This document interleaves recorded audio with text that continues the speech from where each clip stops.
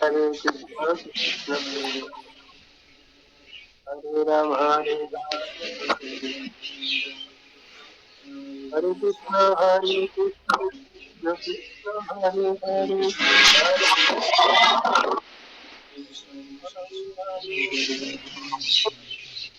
Hare Krishna, Hare Krishna, Krishna Krishna, Hare Hare, Hare Ram, Ram Ram, Hare Krishna, Hare Ram, Hare Ram, Jaya Jaya Prabhu,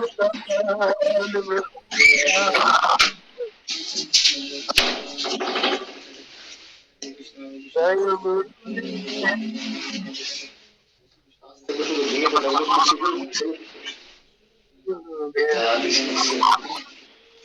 Guru, Guru,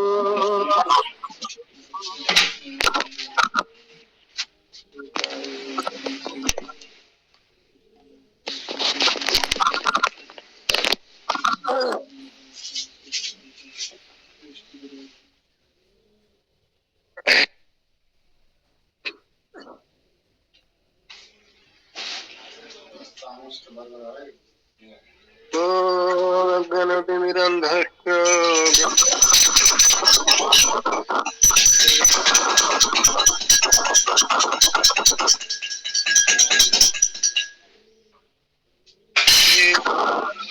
Bhita Vistapitangana Bhutale Swayam Rupa Padamayam Dadati Sa Padamdikam বলেন শোনা যায় না তো, Vande একটু জোরে বলেন।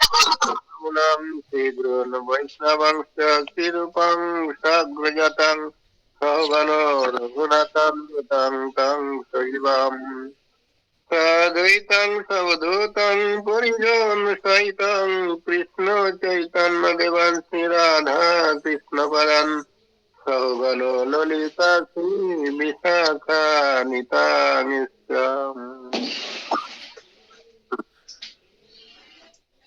Namam Vishnu Pada Krishna Prasthaya Bhutale Bhakti Vedanta Shamine Tinamine Namo Saraswata Deve Gauravani Pracharine Vishesha Sunnavadi Paschatyakarine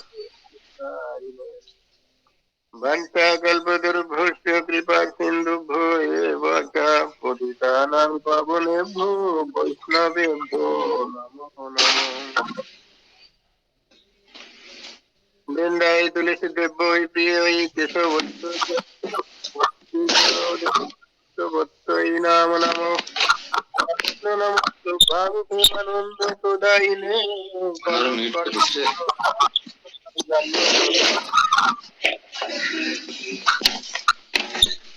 Mahabharandaya Krishna Prem Pradayate Krishnaya Krishna Namo Jaya Krishna Chaitanya Krishna Yadava Gadadhara Hare Krishna Krishna Krishna Ramo Hare Ramo Ramo Ramo Hare Hare Panchatattvatukam Krishna Bhaktarupa Sarupakam Bhakta Avatarang Bhaktakam Namami Bhakta Shaktikam Nilachal নিবাসায় নিত্যায় পরমাত্মনে Balabhadra সুভদ্রাভ্যাং জগন্নাথায় তে নমো হে কৃষ্ণ করুণা সিন্ধু দীনবন্ধু জগৎপতে গোপেশ গোপিকা কান্ত রাধাকান্ত নমোস্তুতে তপ্ত কাঞ্চন গৌরাঙ্গী রাধে বৃন্দাবনেশ্বরী বৃষভানুসুতে দেবী প্রণমামি হরি প্রিয়ে নষ্ট প্রায়শ অভদ্রেষু নিত্যম ভাগবত সেবায়ম ভগবতে উত্তম শ্লোকে ভক্তির ভবতি নৈষ্ঠিকী তমাদি দেব করুণা নিধনাং তমানো বর্ণাং সুহিতাবতারম অপার সংসার সমুদ্র সেতুং ভজামহে ভগবত স্বরূপম নারায়ণং নমস্কৃত্য নরং চৈব নরোত্তমম দেবীং সরস্বতীং ব্যাসং ততো জয় মুদিরায়েৎ মুখং করোতি বাচালং পঙ্গুং লঙ্ঘয়তি গিরিম যৎকৃপা তমং বন্দে পরমানন্দ মাধবম। ওম নমো ভগবতে বাসুদেবায়। ওম নমো ভগবতে বাসুদেবায়। ওম নমো ভগবতে বাসুদেবায়। হরি ওম তৎসৎ। হরে কৃষ্ণ। তো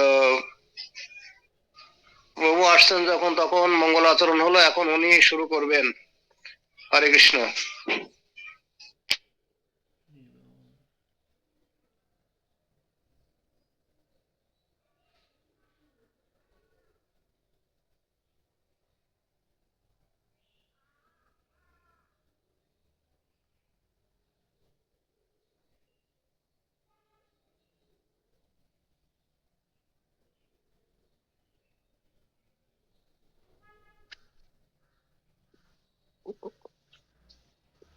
হরে কৃষ্ণ।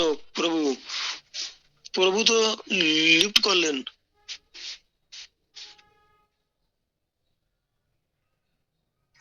হরে কৃষ্ণ। সবার স্পিকারটা বন্ধ করে রাখবেন কৃপা করে। এখন কেউ স্পিকার অন করবেন না। কালকে অনেকের খুব ব্রাহ্মণ হয়েছে, ডিস্টার্ব হয়ে গেছে। তো সুপ্রিয় ভক্ত সজ্জন, সর্বগ্রী আমি আমার পরমারাধ্য গুরু মহারাজ নমং বিষ্ণু পাদ পরমাংশ পরিব্রাকাচার্য জ্যেষ্ঠত শতশ্রী শ্রীশ্রীমৎ জয় পতাকা স্বামী গুরু মহারাজের আতুল চরণ বন্দনা করি। তদুপরি পরম গুরু আন্তর্জাতিক কৃষ্ণ ভাবনামৃত সংঘের প্রতিষ্ঠাতা আচার্য পরমেশ্বর ভগবান শ্রীকৃষ্ণের কৃপা শ্রীমতী বিবিডি ফাউন্ডার আচার্য শ্রী অভয় চরণ অরবিন্দ ভক্তি বেদান্ত স্বামী প্রভুপাদের চরণ কমলে অনন্ত অনন্ত অনন্ত করি প্রণাম নিবেদন করি। আন্দোলনের একজন সামান্য সৈনিক হিসাবে যেন আমৃত্যু সংকীর্তন আন্দোলনের সাথে যুক্ত থাকতে পারি সেই কৃপা আশীর্বাদ প্রার্থনা করি। তদুপরি আজকে নিত্যং ভাগবতম সেবা একেবারে উপস্থিত সকল সাধু সজ্জন বৈষ্ণব মন্ডলী সবাইকে জানাই কৃষ্ণ প্রীতি বৈষ্ণবের শুভেচ্ছা। রূপ সনাতন স্মৃতি তীর্থ রামসেরা অভয়নগর যশোরের পক্ষ থেকে এবং সকলের চরণে আমার বৈষ্ণব প্রণতি। পঞ্চা কল্পতরুভস্য কৃপা সিন্ধু বৈবশ পতিতানাং পাবনেভ্যো বৈষ্ণবেভ্যো নমো নমঃ।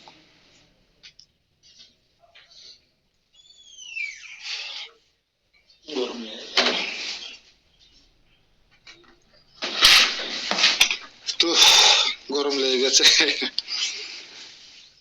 আমরা গতকালকে 39 নম্বর শ্লোক পর্যন্ত পড়েছিলাম মনে হয়, নাকি 39?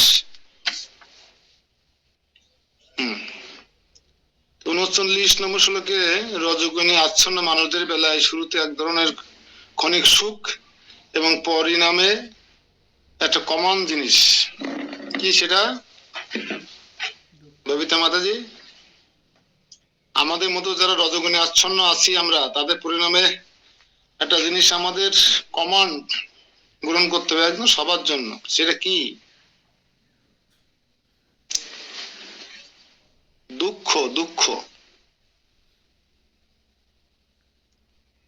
শুধুমাত্র রজগুণে ভোগ ঐশ্বর্য ইন্দ্র তৃপ্তি সম্ভোগ কামিনী কাঞ্চন সবকিছু আপনি উপভোগ করবেন, আনন্দ পাবেন একটা সময়ের জন্য, কিন্তু পরবর্তীকালে শুধু দুঃখ আর দুঃখ। দেখুন আমরা সংসার জীবনে যারা আছি, অভাব অভিযোগ রোগ শোক ব্যথা বেদনা বিশ্বাস অবিশ্বাস নানান রকম সমস্যা নিয়ে আমরা, এবং এই সমস্ত দুর্দশার মধ্যে তো আছি। তারপর দৈবিক রাজনৈতিক আধ্যাত্মিক আদি ভৌতিক সব রকম উপদ্রব আমাদের উপর দিয়ে বয়ে যাচ্ছে কিনা। কিন্তু সাধুরা সমস্ত ত্যাগ করেছে, যারা ইন্দ্র তৃপ্তি থেকে যারা নিজেকে বিরত রাখতে পেরেছে, রজগুণ থেকে যারা নিজেকে উত্তীর্ণ করে শতগুণে নিয়ে যেতে পেরেছেন, কিংবা শতগুণ থেকে উত্তীর্ণ করে নিজেকে গুণাতীত স্তরে নিয়ে যেতে পেরেছেন, তার বেলায় কিন্তু এগুলো নেই। শীতকালও তার কাছে যা, ও বর্ষাকালও তার কাছে তাই, গরমকালও তার কাছে তাই। কে কি বললো না বললো তার কিছু আসা যায় না, কে কি বললো না তার জন্য তার কিছু এসে যায় না। কি প্রসাদ দিল কর্তৃপক্ষ বা আহার বিহার কি হলো না হলো তা নিয়েও তার অত মাথা ব্যথা নেই। আমরা দেখেছি বৃন্দাবনে ষোড় গোস্বামীরা সবাই ঐশ্বর্যশালী ছিলেন, ছিলেন কিনা। রঘুনাথ দাস গোস্বামী ছিলেন সপ্তগ্রামের জমিদার, 2 জমিদারের এক পুত্র। ওই জমিদারি যশোর পর্যন্ত ছিল, বিশাল বড় জমিদারি, বছর 20 লক্ষ টাকা কর আদায় হতো। তার থেকে মাত্র 8 লক্ষ টাকা মোগল নবাবকে দিত, আর 12 লক্ষ টাকা নিজেরা রেখে দিত। সেই সময়কালে 12 লক্ষ টাকা খরচ করা অত সহজ নয়। সারা বছর 12 লক্ষ টাকা খরচ করা খুব ছোটাপ ছিল।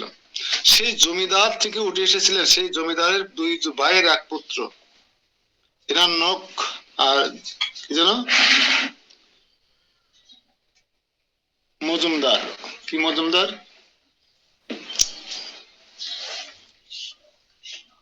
তো এই এক জমিদারের পুত্র। আবার দেখুন ভেঙ্কট ভট্টের পুত্র ভট্ট রঘুনাথ, কিসের শব্দ হচ্ছে,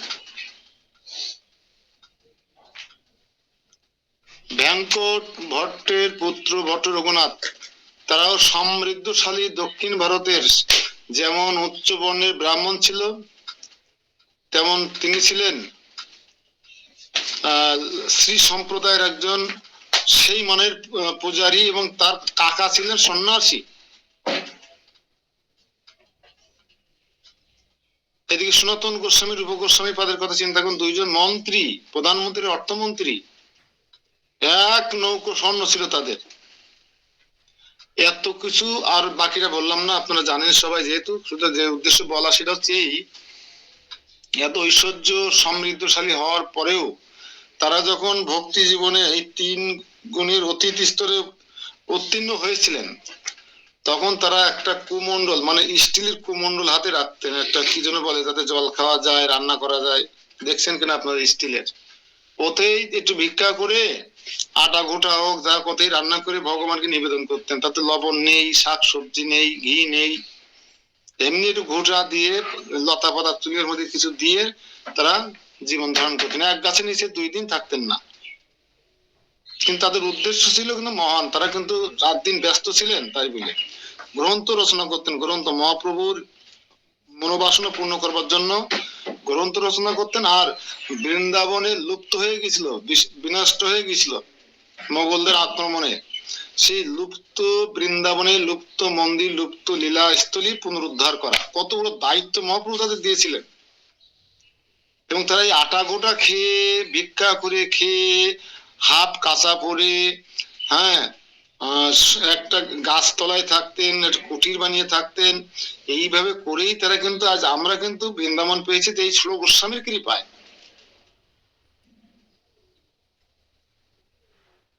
আমরা যে গ্রন্থ সম্ভার পেয়েছি, বৃহত্তর ভাগবতম বলেন, ভক্তি রসামৃত সিন্ধু গ্রন্থ বলেন, তারপর হরি ভক্তি বিলাস বলেন, হ্যাঁ, কত কিছু পেয়েছি ওনাদের কাছ থেকে আমরা।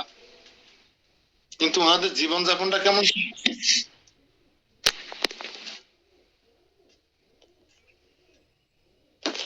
ওনাদের জীবন যাপনটা ছিল একদম আটা গোটা। এবং ভগবান বলেই পেলেন একদিন, মদন মোহন একদিন সনাতন গোস্বামী বলেই পেলেন, সনাতন তোমার কি একটু লবণও জোটে না, আমি লবণ ছাড়া আটা গোটা আমার খেতে পারি না।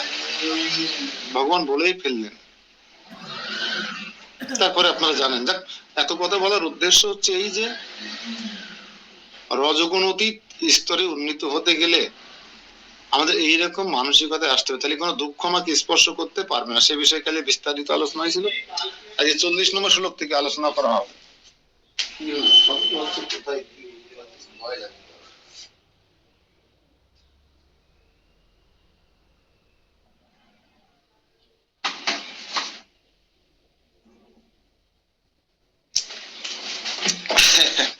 আমার রান্না প্রায় শেষ, আমার 8টে পার্ট আছে তো, এই জন্য এটা ওটা করতে গিয়ে একটু ঝামেলা হচ্ছে আজকে। তো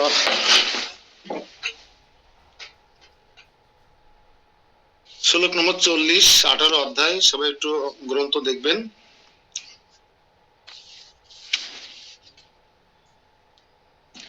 ন তন্তি পৃথিবীম বা দিব্যি দেবেষু বা পুনঃ সত্যম প্রকৃতি মুক্তম যদেবীয় সাত ত্রিবীয় গুণই। অনুবাদ: গীতার গান। ব্রহ্মাণ্ডের মধ্যে যত নর দেবলোকে, কেউ নহে মুক্ত সেই ত্রিগুণ ত্রিলোকে। এই ত্রিলোক, ভূলোক, স্বর্গলোক আর পাতাল লোক, ত্রিলোক বলা হয়। স্বর্গ, মর্ত, পাতাল, এই ত্রিলোকে কেউ মুক্ত নয়। তাহলে আমাদের এত বাহাদুরি দেখা লাভ কি? আমরা তো অ্যারেস্ট হয়ে আছি। অ্যারেস্ট কিসের দ্বারা? এই 3 দড়ি দিয়ে, পাক দিয়া দড়ি দ্বারা। সেটা হচ্ছে কি, সত্য, রজ, তম 3টে যদি গুণ হয় দড়ির। আচ্ছা, গাছ কাটা দড়া দেখেছেন সবাই? গাছ কাটা দড়া, ওতে কয়টা গুণ থাকে? 3টে গুণ থাকে না? 3টে গুণ দিয়ে সেই দড়া তৈরি করা হয়। আর এই দড়া দিয়ে যদি আমাকে বান্ধা হয়, 3 গুণ দিয়ে তৈরি করা দড়ি দিয়ে, আমরা বাধা পড়ে আছি। কি কি? সত্যতম, রজ। আমরা না, ব্রহ্মা বিষ্ণু, ব্রহ্মার থেকে শুরু করে পাতাল লোক পর্যন্ত সবাই এই জড় জগতে আছে। এই প্রকৃতিকে আমরা উপভোগ করছি। আমাদের এই ব্রহ্মলোক, সত্যলোক থেকে শুরু করে পাতাল পর্যন্ত সবাই জন্ম, মৃত্যু, জরা, ব্যাধি, সবাইকে এই 4টে জিনিসের স্বাদ গ্রহণ করতে হবে। জানি না ব্রহ্মার ডায়াবেটিস আছে কিনা, না থাকারই কথা। ভালোই তো চনমনে দেখি। এই পৃথিবীতে মানুষদের মধ্যে অথবা স্বর্গের দেবতাদের মধ্যে এমন কোন প্রাণীর অস্তিত্ব নেই যে প্রকৃতি জাত এই ত্রিগুণ থেকে মুক্ত। বাহ, আশ্বস্ত হলাম যে আমরা শুধু যে এই যশোরের মানুষ বা খুলনার মানুষ বা বাংলাদেশের মানুষ ঝামেলায় পড়ে গেছি তা না। হ্যাঁ, এই ঝামেলায় আছে আরো অনেক দেবতারাও আছে। হ্যাঁ, তারপর হচ্ছে এই পৃথিবীর সব মানুষরা আছে, স্বর্গের দেবতারা আছে, এরা কেউ এই ত্রিগুণ থেকে মুক্ত নয়। তাহলে আমরা তার মানে চেষ্টা করে লাভ কি? নাকি একসাথেই থাকি, সবাই মরি একসাথে, মরি বাঁচি একসাথে বাঁচি, এরকম চিন্তা করবো নাকি আসলে চেষ্টা করবো? আশ্বস্ত হওয়ার কোনো কারণ নেই, কারণ দেবতাদের মধ্যে চোর, বাটপার, সন্ত্রাসী আছে। ওখানে ন্যায় অন্যায় হয়, ওখানে চুরি চামারি হয়, ওখানে বউ কিডন্যাপ হয়।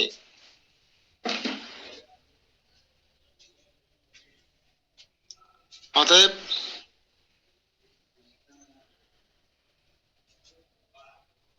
মনুষ্য দেহে একমাত্র সংশোধনাগারে এসে সংশোধন হয়ে আবার সর্বোচ্চ লোকে ফিরে যাওয়া সম্ভব। এইটুকু আমাদেরকে আশ্বস্ত করছে।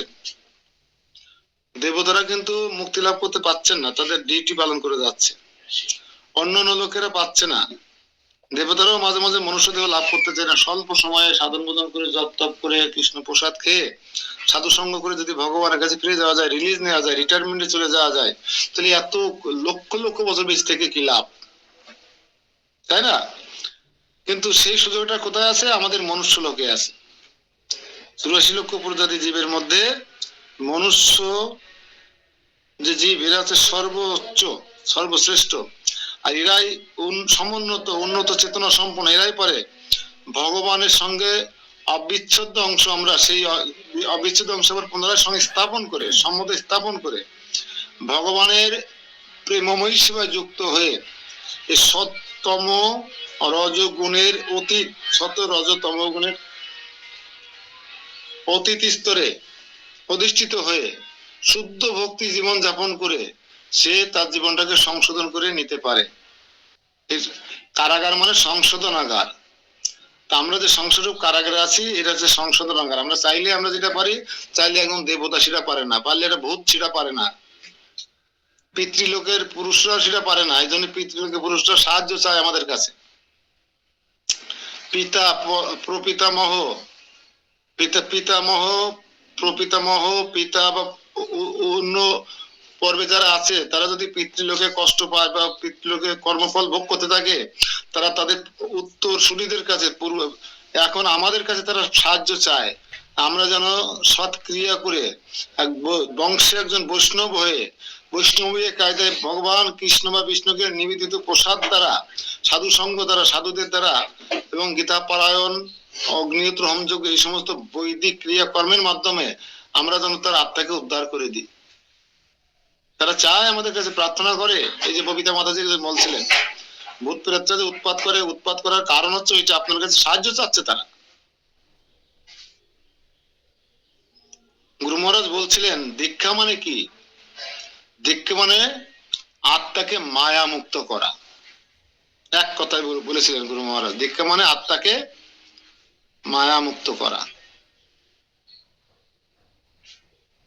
এই জন্য আমাদের অনেক সুযোগ আছে, আমরা যেন সুযোগগুলো সবাই কাজে লাগানোর চেষ্টা করি। তো ভগবান এখানে সারা জগৎ জুড়ে জড়া প্রকৃতি তিনটি গুণের যে সমষ্টিগত প্রভাব, তার সারমর্ম এখানে বিশ্লেষণ করেছেন। একটা গুণের তিন গুণালা যে দড়ি, এটা পাকাই একটা দড়ি করলে তার একটা শক্তি আছে, আছে কিনা? আর তিন গুণে যদি আলাদা আলাদা তা ই করে, তার কিন্তু সেরকম শক্তি নয়। তা আমরা কিন্তু আত্মতৃপ্তির ঝেকুর তোলার কোনো অবকাশ নেই, এই কারণে যে এই তিনটে গুণই কিন্তু আমার মধ্যে বিরাজ করছে, আপনার মধ্যে বিরাজ করছে। কেন? আমরা কখনো রজগুণে চলে যাচ্ছি, কখনো তমগুণে চলে যাচ্ছি, কখনো শতগুণে চলে যাচ্ছি। তাহলে তিন গুণের দ্বারা আমরা কিন্তু মোটা দড়া হয়ে গেছে, দড়া আমাদের জন্য। এমন নয় যে আমি স্থির, আমার চেতনা, আমার মন, মানসিকতা, চলনে বলনে আচরণে, কথাবার্তায়, সেবায়, পূজায়, তপস্যায় স্থির আমি, শতগুণের থেকে এতটুকু এক চুল নড়ি না। তাহলে সে ঠিক আছে, একটা গুণ দ্বারা সে বাধা আছে, সে যে কোনো মধ্যে দড়ি কেটে ফেলতে পারে, ছিন্ন করতে পারে। কিন্তু আমরা এই যে প্রবাদ বলতেন, সারা ব্রহ্মাণ্ড জুড়ে সমস্ত মানুষের তিন গুণের সমষ্টিগত যে শক্তি, সে শক্তি দ্বারা আমরা আমরা হয়ে গেছি, প্রভাবিত হয়ে গেছি। আমাদের দড়ি খুব শক্ত দড়ি দিয়ে বাঁধা হয়েছে, আমাদের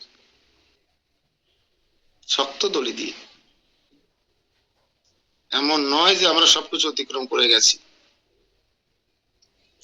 শ্লোক নম্বর 41। ব্রাহ্মণ ক্ষৈত্র বিষাম শূদ্রানাম চ পরম তপো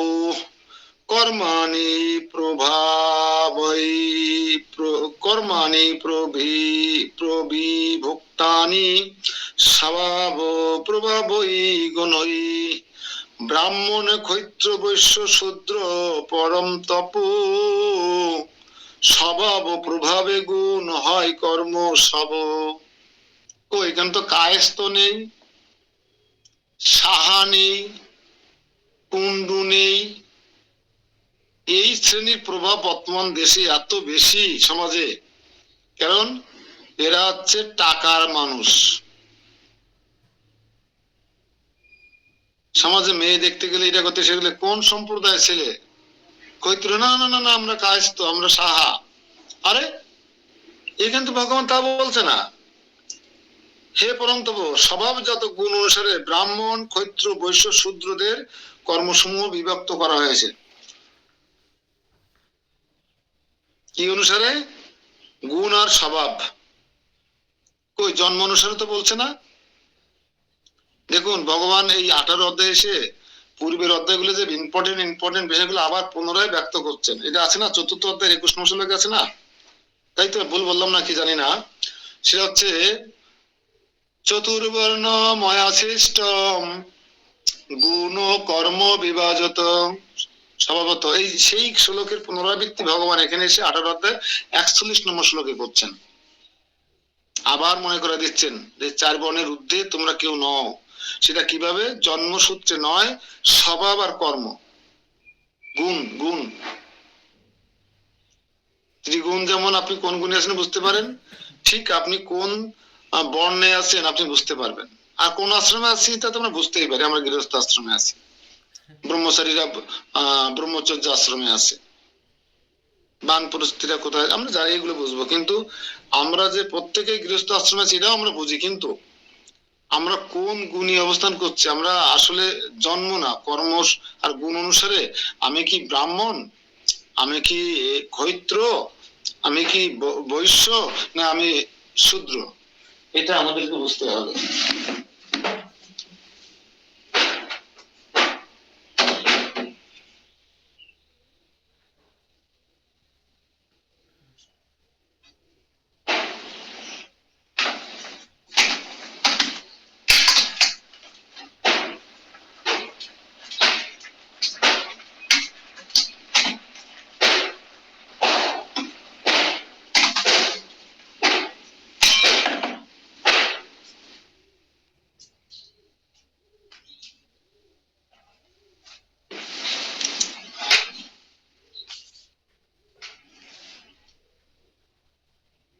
তাহলে আমরা যেন আর কেউ বর্ণ নিয়ে কেউ যেন বাহাদুরি বা বেশি বাড়াবাড়ি বা লাফালাফি না করি। মেয়েদের বিয়ে বেলায় হোক, আর ছেলের বিয়ের বেলায় হোক, আর সামাজিকতার বেলায় হোক। কারণ কি, আমার মেয়ে, আমি ব্রাহ্মণের ঘরে আমার জন্ম, মেয়েটা ক্ষত্রিয়ের হাতে দেবই না, এটা হয় না। কিন্তু দিদা আসছে মুসলমানের হাতে তুলে দিচ্ছি। ব্যয় বিয়েন মুসলমান, খাওয়া দাওয়া আসা যাওয়া চলছে, ধিক্কার জানাই। এই সমস্ত পাষণ্ডীদের ধিক্কার জানাই আমি। আরে সনাতনী হলেই হবে, সে সনাতনী কিনা, সে কৃষ্ণ ভাবনায় ভাবিত কিনা, সে জপের মেলায় জপ করে কিনা, সার কপালে ললাটে তিলক আছে কিনা, কণ্ঠে কণ্ঠিমালা আছে কিনা, সাধু সঙ্গ করে কিনা, কৃষ্ণ প্রসাদ খায় কিনা, সেই সেই 4 বর্ণের শ্রেষ্ঠ। পরনিন্দা পরচর্চা করে না, বিনয়ী, ধৈর্যশীল, মিষ্টভাষী, ক্ষমাশীল, দয়ালু, এই ব্যক্তি এই 4 বর্ণের মধ্যে পড়ে না। তার প্রমাণ আমি দিয়ে দিচ্ছি এক্ষুনি। দেখুন 42 নম্বর শ্লোকে আসুন। সমদম তপ শৌচম ক্ষান্তি আর্জবমেব চ জ্ঞান বিজ্ঞানম আস্তিকম ব্রহ্ম কর্ম স্বভাবজম। ব্রাহ্মণের কর্ম কি দেখুন, সমদম তপ শৌচ ক্ষান্তি যে আর্জব, জ্ঞান বিজ্ঞান আস্তিক্য ব্রহ্ম কর্ম ভাব। সম, দম, তপ, শৌচ, ক্ষান্তি, সরলতা, জ্ঞান, বিজ্ঞান ও আস্তিক্য, এগুলি ব্রাহ্মণদের স্বভাবজাত কর্ম। এখন আপনারা বুঝতে পারবেন না, এটা নোট লেখেন। ব্রাহ্মণের কয়টি গুণ কি কি, বাংলা অর্থ সহ লিখপান।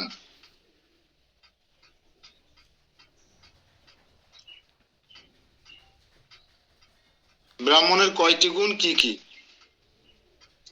কারণ এটা দরকার। কেন আমরা সবাই এই যে সম মানে কি, দম মানে কি, তপ মানে কি, ক্ষান্তি মানে কি, আর্জব মানে কি সব জানি না, কিন্তু পড়ে যাচ্ছি। এই জন্য আমাদের, যেহেতু আমরা ক্লাস করছি, তাহলে আমাদের এগুলো পিপাসা থাকবে কেন।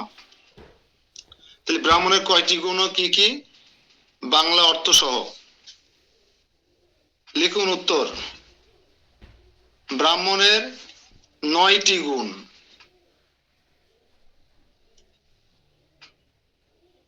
এক দুই দিয়ে লিখবেন, নিচে নিচে ডান পাশে দাগ দিয়ে বাংলা অর্থ লিখতে পারেন, ঠিক আছে। আমি সংস্কৃত বলবো, বাংলাও বলবো। 1 সম, তালিবর্ষা ম বিসর্গ, সম। সমান অন্তর ইন্দ্রিয় সংযম, ডান পাশে দাগ দিয়ে লিখবেন অন্তর ইন্দ্রিয় সংযত। আপনার শব্দ অর্থ থেকে দেখে নিতে পারেন বানানগুলো, যদি আপনাদের সমস্যা না হয়। 2 দম, দম, বহির ইন্দ্রিয়ের সংযম। তাড়াতাড়ি লেখেন।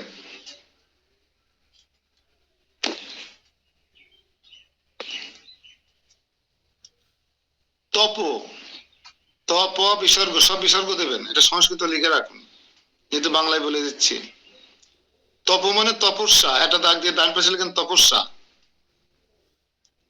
শৌচম মানে শৌচ।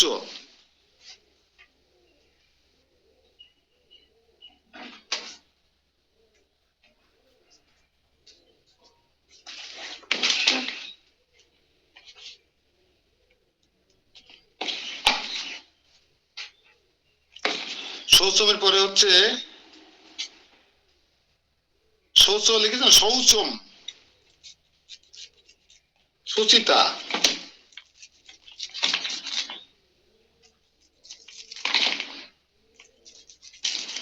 তারপর হচ্ছে খান্তি। এই খান্তির বড় অভাব আছে আমাদের। খান্তি, খান্তি মানে সহিষ্ণুতা।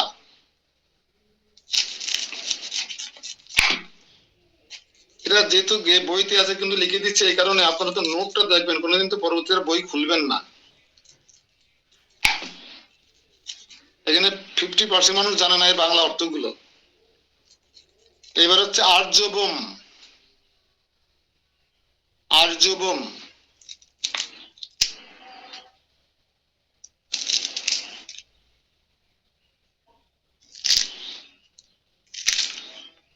আর্যবম মানে হচ্ছে সরলতা। লিখে বলুন, লিখে বলুন। জ্ঞানম, জ্ঞানম মানে কিন্তু অঙ্কের জ্ঞান না, ফিজিক্সের জ্ঞান না। জ্ঞানটা লিখে রাখুন। জ্ঞানম মানে হচ্ছে শাস্ত্রীয় জ্ঞান।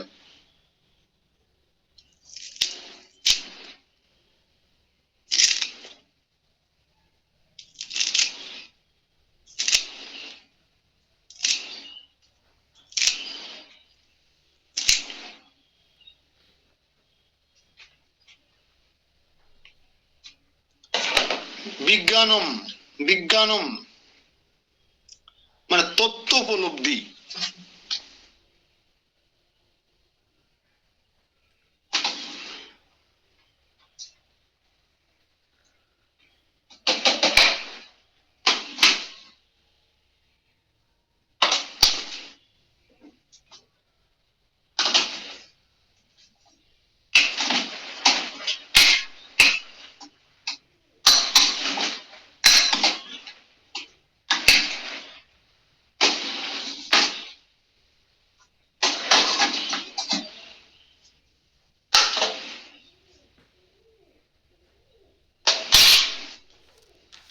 তারপর হচ্ছে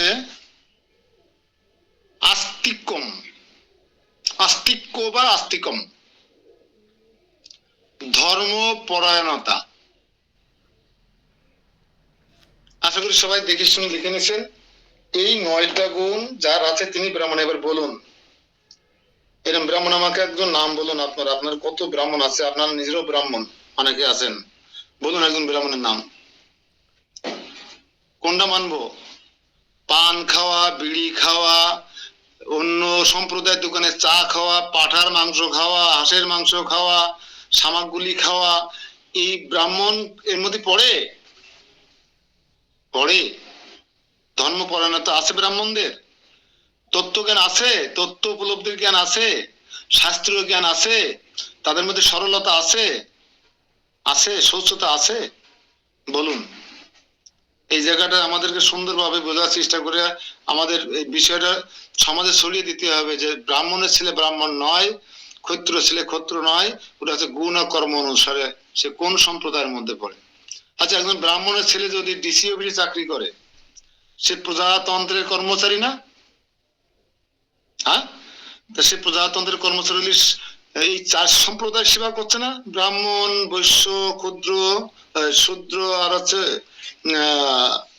ক্ষত্র। ব্রাহ্মণ, ক্ষত্র, বৈশ্য, শূদ্র 4 শ্রেণী সেবা করছে না? তাহলে সে কে? সে গুণ অনুসারে কর্ম অনুসারে কোথায় পড়বে বলেন, একজন বলেন। শূদ্র। শূদ্র। ব্রাহ্মণ ছেলে যদি MA পাস করে চাকরি করে তাহলে সে নিশ্চিত শূদ্র। বলুন এবার আপনারা কথা বলুন।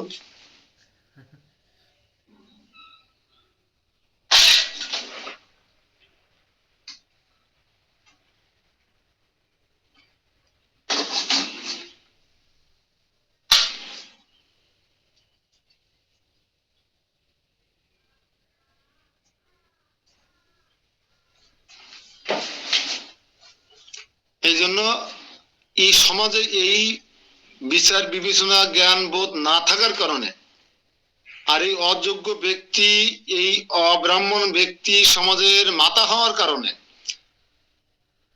আপনারা একজনের নাম বলুন তাহলে বুঝবো যে আমাদের মাথা আছে। কারণ ব্রাহ্মণ হচ্ছে ভগবানের মাথা, আর ব্রাহ্মণরা আমি মনে করবো সমাজের মাথা।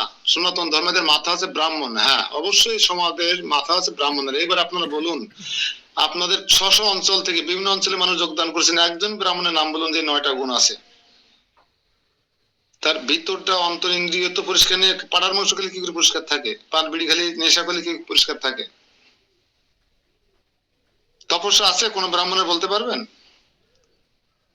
বাটপাড়ি করা ছাড়া কোনো গুণ নেই।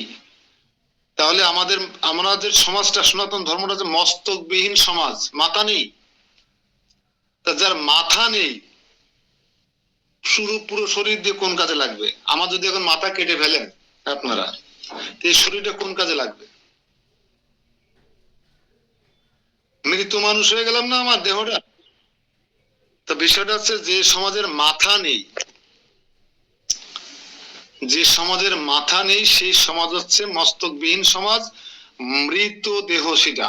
তা সনাতন ধর্মটা অবলম্বী যারা, তারা মৃত, মরে গেছে। এই মেসেজটা সবাইকে পৌঁছে দেবে।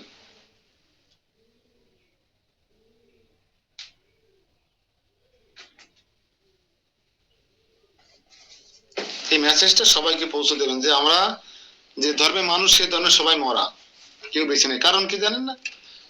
দেখেন না কত অত্যাচার বিচার হচ্ছে।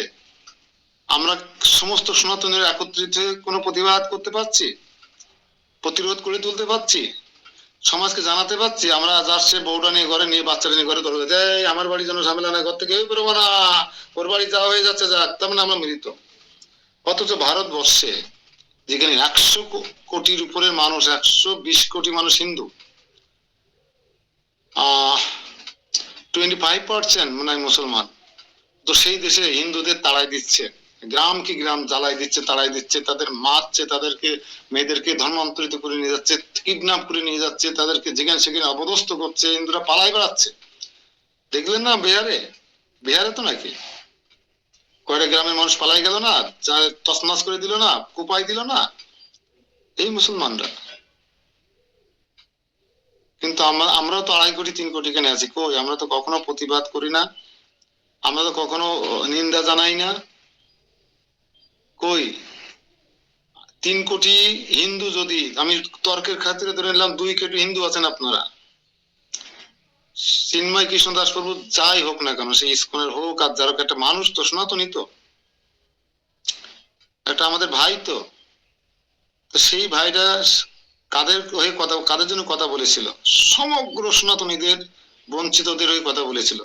সে জেলখানায় পচে মরছে, মৃত্যুর সাথে পাঞ্জা লড়ছে, তার মার গহনা কাটি পেটে জমি বেচে মামলা চালাচ্ছে। এই যে 2 কোটি সনাতনী যদি 1 টাকা করে দেয়, তাহলে কয় টাকা হয়? 2 কোটি টাকা হয় কিনা?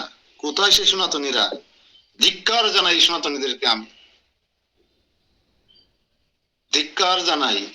অথচ বউ শাড়িটা কিনেছেন কত টাকা দিয়ে? দুর্গা পুজোয় 3000, 4000, 5000, 10,000, 3000 নিচে কিনলে বউ শাড়ি নেবে না। একজন ব্যক্তি বাচ্চাদের 2-3 সেট কাপড় চোপড় কিনেছেন কিনা, গিফট পেয়েছেন কিনা? কই 1টা করে টাকা মাথাপতি, যতগুলো হিন্দু আছে বাংলাদেশে মাথাপতি 1টা করে টাকা যদি চিন্ময় কৃষ্ণ জন্য একটা তহবিল সৃষ্টি করতেন, কেউ বাধা দিত? কেউ আপনাকে মারতে আসতো? কেউ আপনার নামে মামলা করতো? এই সদ উদ্যোগ কোথায় গেছে? অত সস্তা না। আপনাদের ধ্বংস অনিবার্য, আপনাদের ক্ষয় অনিবার্য, আপনাদের অস্তিত্ব রক্ষা করা অত্যন্ত কঠিন হয়ে যাবে, শুধু আপনাদের হীনমন্যতার জন্য, এই আত্মকেন্দ্রিকতার জন্য। কত যারা যারা সচ্ছল মাস্টার, ব্যাংকার, ডাক্তার, যারা সরকারি বেসরকারি প্রতিষ্ঠানে চাকরি করে, তারা প্রত্যেকে ইন্ডিয়া চলে গেছে দুর্গাপূজার ছুটিতে। হয় মেয়ে টাকা দিতে গেছে, আর জমি কিনা আছে জমিতে আল দিতে গেছে, প্লাট দিতে গেছে, আনা জমি কিনতে গেছে, আনা এসে ওখানে আত্মীয় স্বজন বাড়ি আনন্দ করতে গেছে। কই আপনাদের যে মুখপাত্র শোনা চিন্ময়ের কথা আপনাদের ভুলে গেছেন? এই হচ্ছে আমরা সনাতনী যে আমাদের মস্তক নেই, মাথা নেই, মাথাবিহীন একটা ধর কোন কাজে লাগে? এত কথা বললাম এই